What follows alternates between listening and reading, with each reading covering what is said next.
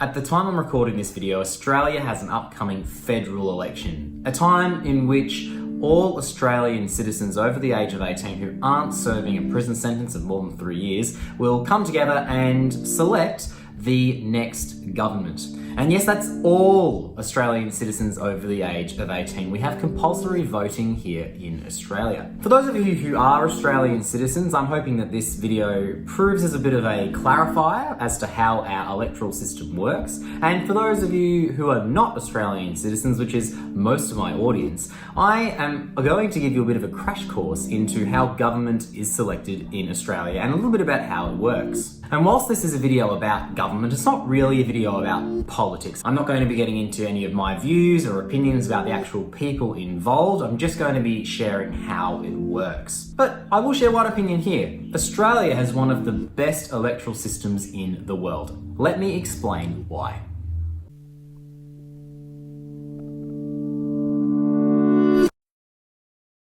Before we get to why Australia has one of the best electoral systems in the world, let's first talk about how our government is organised. Australia uses the Westminster system. This was imported by the British and we've kept it because it was one of the best systems of democracy. It's not perfect, but it's pretty good. How does it work?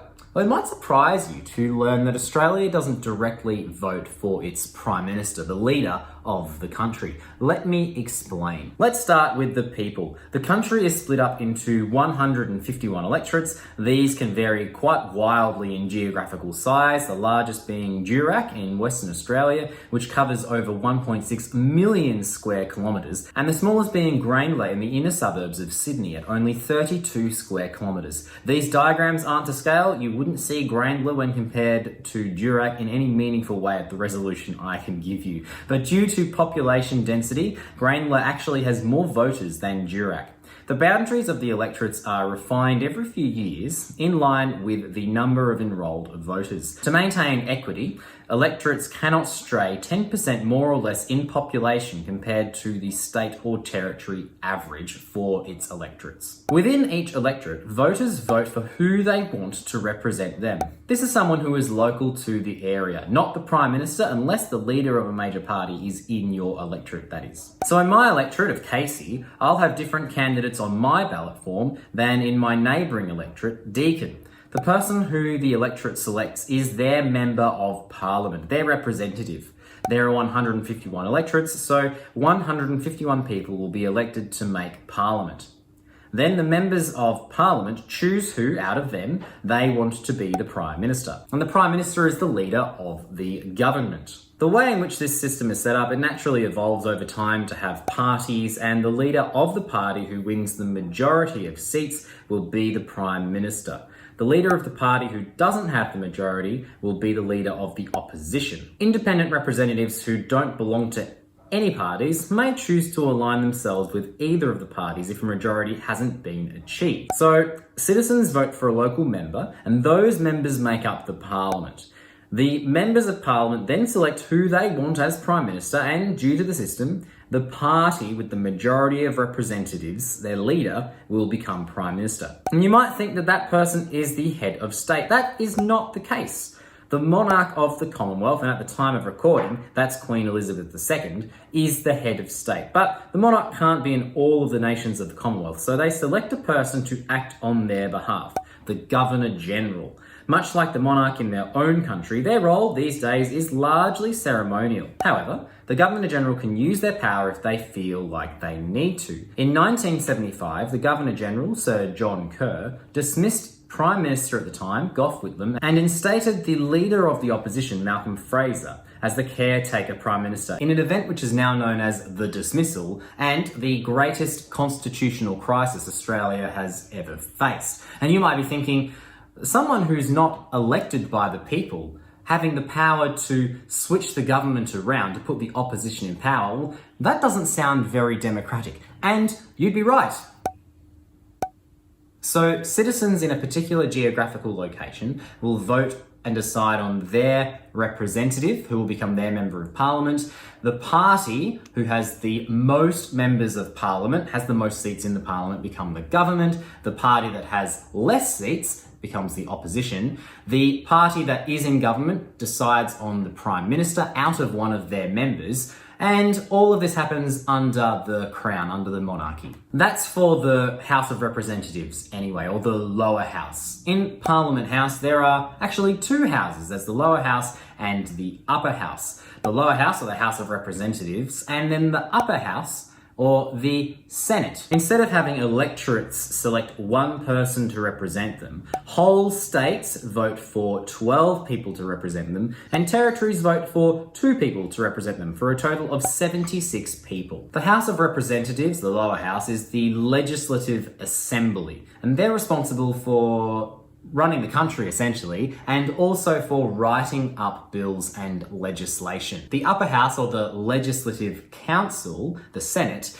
are a kind of check and balance to ensure that no party has too much power. For a bill or legislation to pass or become law to be acted upon, the Senate needs to pass it. It needs to go through them. The Senate can either pass legislation and bills, or they can pass it with amendments, or they can send it back to the lower house to amend things, to change things, or they can just outright reject it. These two houses are designed so that there are checks and balances of power, so that no individuals have too much power over the government and the country, which makes the whole process more democratic in theory. And that's how our federal or national government is organised. There are different levels of government in this country though. States and territories have their own government. So I live in Victoria and we have our separate state government. Federal and state governments are typically responsible for different things, and the election cycles are slightly different, though the way they are structured is generally very, very similar. Then there are local governments, councils, shires, who govern a smaller area, taking care of much more specific geographical challenges, logistics like taking out rubbish and making sure sewerage is working. Local governments don't have upper and lower houses. Okay, so that's a brief overview of how government and parliament works in Australia. But let's get to the part which I find most interesting and what sets Australia apart from most of the rest of the world. Very few countries hold their elections like we do. Let me explain. In many democratic countries like the UK or Canada or the US, you select on your ballot form who you want to represent you. In Canada and in the UK, it's very similar to Australia, where you select your member of parliament, your representative for your electorate, and in the US, you select your president at federal elections. You mark next to who you want, and that is the vote. The votes are then counted, and the person with the most votes wins the election. It doesn't matter how many votes, so long as they have more votes than the person who came second. This is called first past the post system, and depending on how the election plays out, it means that someone can get elected with less than a majority of votes. If more than 2 people are up for election, somebody could get in on less than 50% of the votes. Here's a quick example of first past the post voting, which occurs in most democracies. Say you and 9 other friends are having a gathering and you want to eat something for dinner. There are several options: Thai, Indian, Chinese, pizza, and fish and chips. 1 person votes for Thai, 3 for Indian, 2 for Chinese, 4 for pizza, and 1 for fish and chips. In first past the post systems, pizza would win, even though most people didn't pick it. 6 out of 10 people didn't vote for pizza. They didn't choose it, which doesn't feel as representative as it could be. This is where Australia's system is a bit different. We have preferential voting, or instant runoff voting. Instead of marking an X next to whoever you want to represent you, you number all of the preferences on the ballot from 1 to whatever in order of who you want to represent you. Recently, we held a mock election to help demonstrate how this works. In our election, we received 40 votes in total, and in an election in Australia, you're often dealing with much larger numbers, often over 100,000 in an electorate. But for this mock election, this will show you how it works. So for an animal to be elected, it needs the majority, which is more than 50%. So we had 40 voters, so 21 is going to be more than 50%.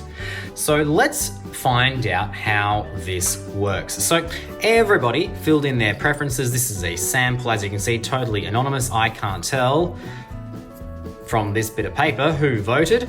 They want praying mantises to be elected for this one. That's their first preference, then cats, then dogs, then kangaroos, koalas, and last, mosquitoes.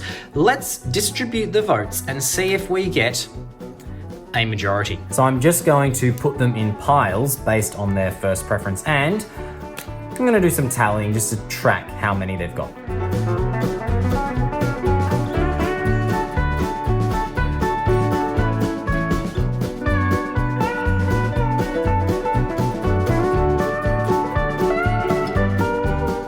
Okay, so as you can see, we have not got our 21 to win. Dogs are in the lead. They have had 17 votes, but we don't have a majority. Now, in a first past the post system, dog would be elected, but most people didn't vote dogs. So we're going to try and get a result which most people agree with. So I'm going to take the lowest one out and redistribute the votes and then count them again. So I'm going to take mosquitoes, who only had one vote, take it out of the way, and then I'm going to redistribute that one vote, which will go to dogs, bringing now, after the second count, dogs are at 18. Still not a majority though. So I'm going to take the next lowest one, which is now the koalas. Koala, you are eliminated, and we're going to redistribute these votes. So I'm looking for their second preference. So we've got this one to kangaroos and this one to dogs. So dogs has now got 19 votes. Kangaroos have now got 5. And we still don't have a majority. Dogs is still looking likely to win, but we want to make sure that most people prefer dogs over any of the other candidates. So I'm going to take the lowest one out again. This time is kangaroos, still lower than all of the other ones. And I'm going to redistribute these votes. So I'm looking for now whichever vote is highest. Some of them wouldn't have moved, so I'm going to look, well, it wasn't koala, it wasn't kangaroo, so their third preference is praying mantis. Kangaroos out. The second one is cats.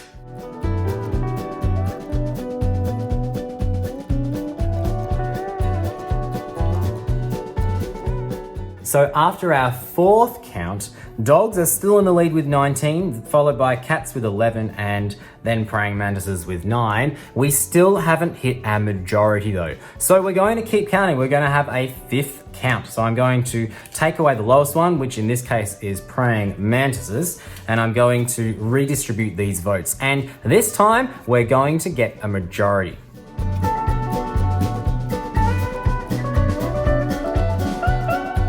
Oh, I'm missing a couple. So I'm now going to go through and double check that I have got enough in here, and then I'll check there, and then I'll go look to see if I've misplaced them.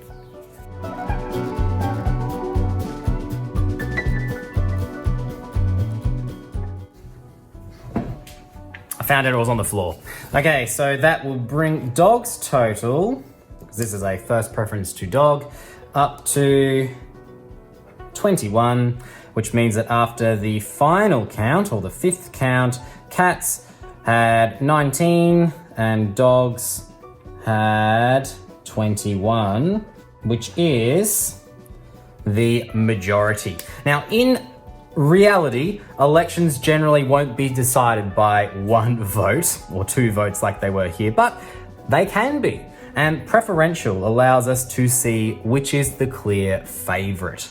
This is what voting for the lower house or the House of Representatives looks like. It's slightly different when it comes to the Senate. It's still preferential, but a whole state is selecting 12 people, or a territory 2. So those members need to hit a certain quota of votes to become elected. Preferential voting allows elections to be more representative of the population. Take our 10 friends. If we had preferential voting, we might get a more representative dinner. Say, for example, everybody's second preference was Indian food. Then Indian food would be the more representative and preferred option and would make the most people happy, even if it wasn't their first choice.